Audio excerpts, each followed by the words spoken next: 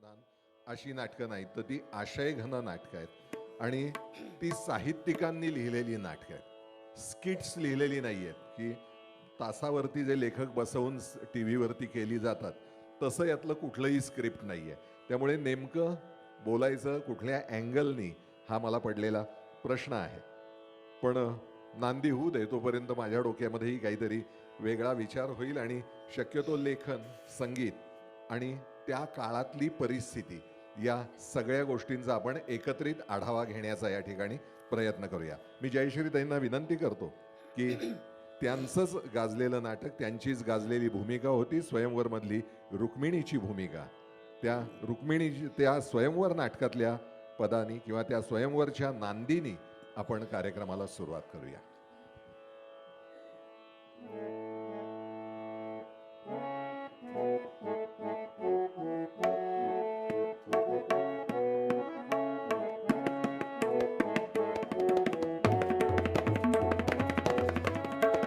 धीरवीर पुरुष पदा नमन असो, धीरवीर पुरुष पदा नमन असो, खलबल दुरित भार नाशे सहज जो करीतसे जनरक्षण, धीरवीर पुरुष पदा नमन असो, धीरवीर पुरुष पदा नमन असो.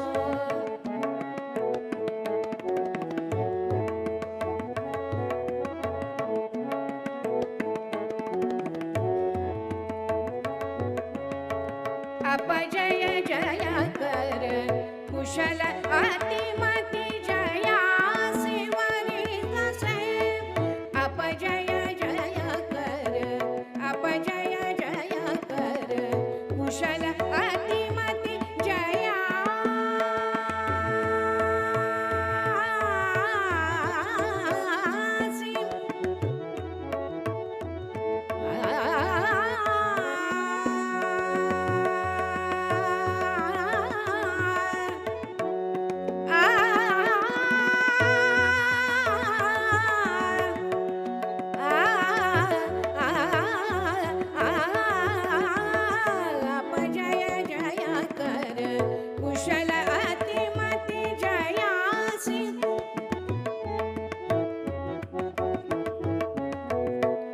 जय जय कर कुशल अतिमती जया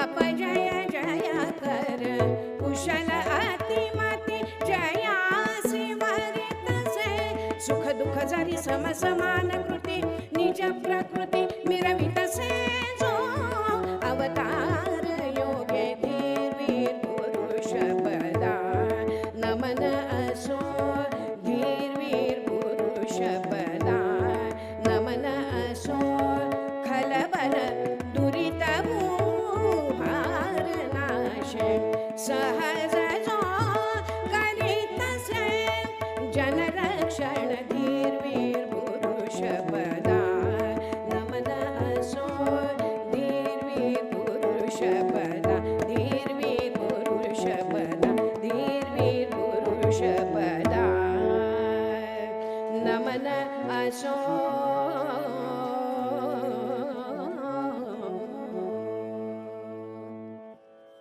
मंडळी, मगाशी म्हणलं त्याप्रमाणे 1800 ते 1900 साल हा एक कालखंड आहे. 1900 ते 1925-30 हा 30 वर्षाचा दुसरा कालखंड आहे. 30 ते 60 हा तिसरा कालखंड आहे आणि 60 ते 90 हा चौथा कालखंड संगीत नाटकाच्या बाबतीत आहे. पहिल्या कालखंडामध्ये जी नाटकं होती ही कर्मणूक प्रधान, रसिकरंजन करणारी किंवा काही सामाजिक बोध देणारी अशी नाटकं होती. ज्याच्यामध्ये शारदा आहे, मृच्छकटिक आहे, शाकुंतल आहे, की ह्याच्यामध्ये सामाजिक असा मोठा आशय फार नसायचा. त्यानंतर स्वातंत्र्याची चळवळ खूप जोरात सुरू झाली आणि त्याच्यामुळे 1905 पासनं कृष्णाजी प्रभाकर खाडीलकरांसारखे, म्हणजे ही नांदी ज्यांनी लिहिले त्याचं वैशिष्ट्य मी नंतर सांगतो, अशी लोक ज्यावेळी रंगभूमीवरती नाटकं लिहायला लागली त्यावेळी त्या नाटकांचा आशय एकदम बदलला आणि त्याला स्वातंत्र्य चळवळीतल्या संदेशांचं स्वरूप यायला लागलं. हा दुसरा कालखंड झाला. तिसरा कालखंड झाला तो चित्रपटसृष्टी 1930-31 सालापासून इथे आली. त्याच्यामुळे जुनी संगीत नाटकं आणि पुरुषाला बाईच्या वेशात पाहण्याचं कारणच राहिलं नाही, कारण बाईच समोर दिसायला लागली पडद्यावरती. त्यामुळे पुरुषांनी स्त्री भूमिका करायचं प्रयोजन संपून गेलं.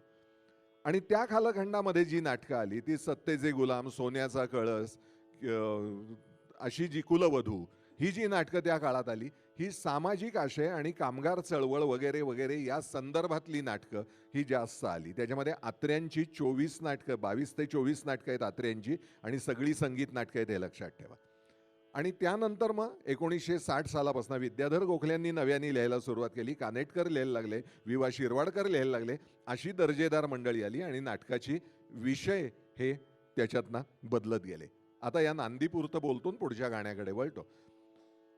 या आधी खाडीलकरांच्या आधीपर्यंत ज्या नांद्या लिहिल्या गेल्या त्या परंपरेने कालिदास किंवा भवभूती, भास यांच्या परंपरेप्रमाणे त्या शंकराची स्तुती करणाऱ्या, शिवस्तुती करणाऱ्या नांद्या आहेत. पण खाडीलकरांनी विषयाशी, नाटकाच्या विषयाशी निगडीत नांद्या लिहायला सुरुवात केली आणि त्यामुळे नांदीत शिवस्तुती नाही, तर ही नांदी काय आहे, धीरवीर पुरुषपदा नमन असो, ताकदवान पुरुषाची नांदी आहे, ज्याच्या मनगटात ताकद आहे त्याची नांदी आहे. एकच त्यांनी अनुकरण सुरुवातीला पहिल्या नाटकात केलं, नमन नटवरा विस्मयकार आहे, कालिदासाच्या श्लोकाचंच एक प्रकारचं भाषांतर आहे. देवानाम इदमा मनंती मुनया कांतम क्रतुम चाक्षुषम रुद्रेणे उदम उमा व्यतिकरे स्वांगे विभक्तम द्विधा त्रैगुण्योद्भव मात्र लोकचरितम नाना रसम दृश्यते नाट्यम भिन्न रुचेर जनस्य बहुधा अपि एकम समाराधनम. या कालिदासाच्या श्लोकाचं ते भाषांतर आहे. खाडीलकरांनी ही पद्धत आणली म्हणून विद्याहरणची नांदी ही सरस्वतीला उद्देशून आहे. ही विषयाप्रमाणे नांदी बदलण्याची किमया खाडीलकरांनी करून दाखवली, यशस्वी करून दाखवली. हे स्वयंवर नाटक यातला संदेश एकच आहे की जो बलवान पुरुष असतो त्याच्याकडे स्त्रिया किंवा तरुणी आपणहूनच आकर्षित होतात, त्यांना कुणाच्या मागे जायची गरज नसते. त्या काळातल्या तरुणांना तो संदेश होता की तुम्ही बलवान व्हा, शक्तिमान व्हा, देशासाठी काही करणारे व्हा, आपोआप तुम्हाला हवं ते सगळं मिळेल, हा एक सूचक संदेश त्याच्यात होता. त्याच नाटकातलं ज्याला कधीही पाहिलेलं नाही तरीही त्याला प्रेमपत्र पाठवून रुक्मिणीने बोलावून घेतलं, तो कृष्ण जेव्हा पहिल्यांदा येतो आणि शिशुपाल आणि रुक्मिणीला नेस्तनाबूत करतो त्यावेळी तिची भावना व्यक्त करणारं अतिशय अप्रतिम पद देवगंधर्व भास्करबुवा बखले यांनी संगीतबद्ध केलेलं. ऐकूया आपण जयश्रीताईंच्या अतिशय छान अशा आवाजात. नाथ हा माझा एकला, नाथ हा माझा एकला, नाथ हा माझा एकला, शिशुपाला भारी झाला, वीर रुक्मी शिशु समानिला, नाथ हा माझा एकला.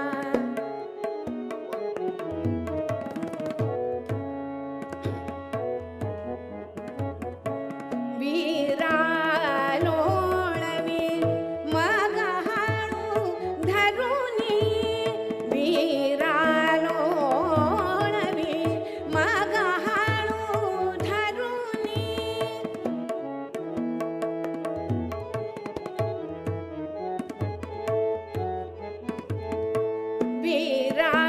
वीरालोळवी मग हाणू धरुनी, कररत्नाला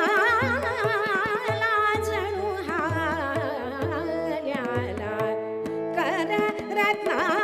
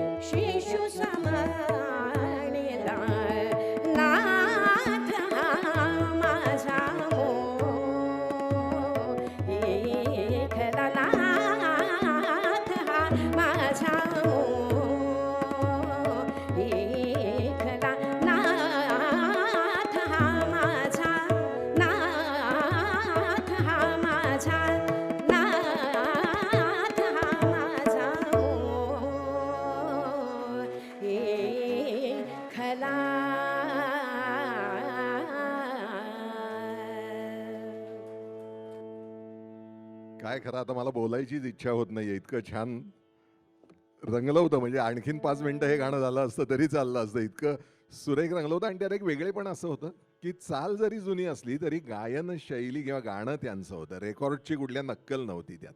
त्यात एक स्वप्रतिभा जी दिसावी लागते ती नक्की त्याच्यात होती. आणि मला याची खात्री आहे किंवा आपल्याला माहीत नसेल तर मी आवर्जून तुम्हाला सांगेन की हे सगळं संचित त्यांना कुठनं मिळालंय तेही मला माहीत आहे. ज्या माणसाचं दर्शनही दुर्लभ होतं तो त्यांना गुरु मिळालाय. स्वरराज छोटा गंधर्व यांनी त्यांची तालीम घेतलेली आहे. आणि त्याच्यामुळे ती जी स्वरप्रतिभा, त्यांची जी प्रतिभा आहे ती नेमकेपणाने कशी उचलली याचं दर्शन जयश्रीताईंनी पहिल्याच गाण्यात आपल्याला घडवलं. पुढचं जे गीत आहे ते गीत तुम्ही नक्की ऐकलेलं नसणार आहे, कारण त्या नाटकाचे खूप प्रयोग झाले नाहीत. पण आकाशवाणीवरती ते नाटक रेकॉर्ड झालेलं होतं. तिथे आकाशवाणीकडे त्याची टेप अजूनही असणार आहे, कारण ते आर्कायवल होतं. गोविंद स्वामी आपले आपल्याला कीर्तनकार म्हणून माहीत आहेत, पण त्यांनी 7-8 संगीत नाटकं पण लिहिलेली आहेत. त्यातलं एक नाटक 81 साली रंगदीप या संस्थेने स्पर्धेच्या निमित्ताने रंगभूमीवर आणलं. त्याच्या महाकवी कालिदास, त्याच्यामध्ये कालिदास पत्नी चंपक कलिका हिची भूमिका जयश्रीताईंनी केली होती. मला सांगायला आनंद वाटतो की माझी पहिली भेट जयश्रीताईंची त्या नाटकाच्या निमित्ताने झालेली होती. पहिल्यांदा मी त्यांना त्या नाटकाच्या निमित्ताने भेटलो त्यावेळी मी छोटी हुजऱ्या बिजऱ्याची कामं करत असे, बारीक सारीक अशी ती कामं मी करायचो. त्यावेळी त्यांची पहिली भेट झाली. पण त्या नाटकामध्ये देखील त्यांनी स्वतंत्र ठसा उमटवला. इतकंच नाही तर राज्य नाट्य स्पर्धेमध्ये अभिनयाचं जे सर्वोच्च पारितोषिक असतं त्याला रौप्य पदक असं म्हणलं जातं. राज्य नाट्य स्पर्धेत सुवर्ण पदक नसतं, पहिलं पारितोषिक हे रौप्य पदक असतं. तर ते पारितोषिक त्यांनी अनेकदा मिळवलंय. त्यातलं एकदा त्या नाटकासाठी देखील त्यांना मिळालेलं आहे, त्या भूमिकेसाठी. त्या चंपक कलिकेच्या भूमिकेतलं गोविंदस्वामी आफळे यांनी लिहिलेलं आणि भार्गवराम आचरेकर यांनी स्वरबद्ध केलेलं हे गीत आपण ऐकूया. खूप वेगळं आहे, छान आहे. तुम्ही त्याच्यातही असेच रंगून जाणार आहात माझी खात्री आहे.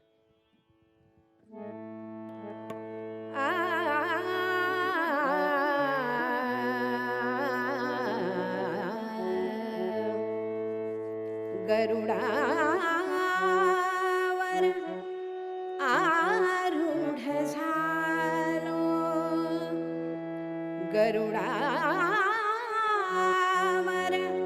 आरूढ झालो, आलो इंद्रवनी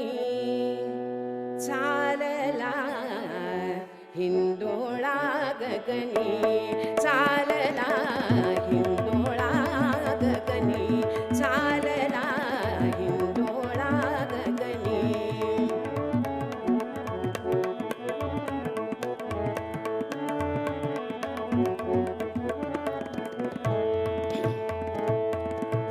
स्वरगंगेमध्ये विहार करूया स्वरगंगेमध्ये विहार करूया आपण अमृतपान करूया आपण अमृतपान करूया कण्या फुले चांदण्या खुडूया कण्या फुले चांदण्या खुडूया देऊया उधळुनी उधळुनी देऊया उधळुनी चालला हिंदोळा गगनी चालला हिंदोळा गगनी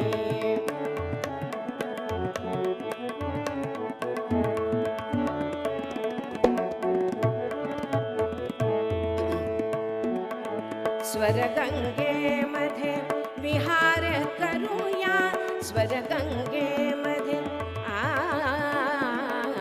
स्वरगंगेमध्ये स्वरगंगेमध्ये विहार करूया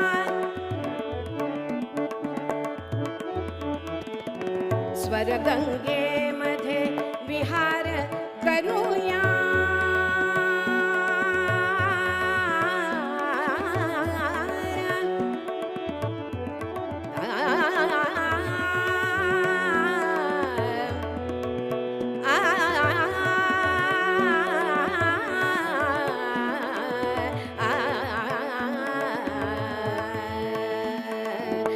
स्वरगंगेमध्ये विहार करूया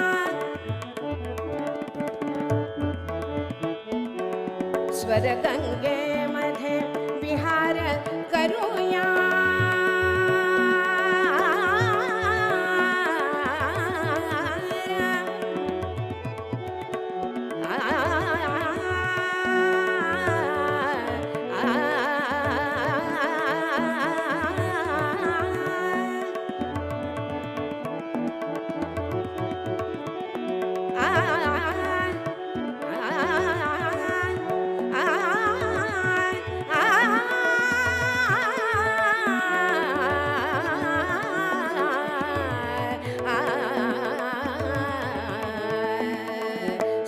स्वरगंगेमध्ये विहार करूया स्वरगंगेमध्ये विहार करूया आपण अमृतपान करूया आपण अमृतपान करूया कण्या फुले चांदण्या खुडूया कण्या फुले चांदण्या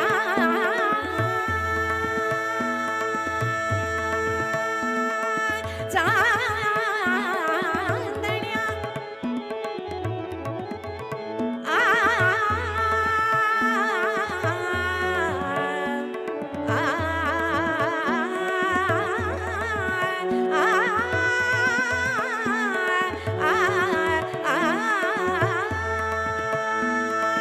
कण्या फुले चांदण्या खुडूया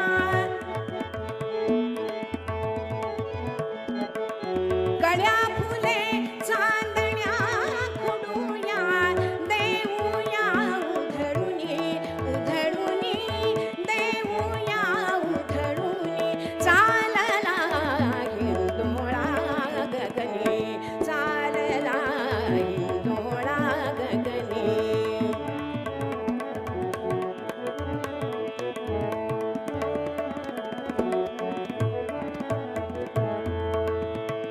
गरुडा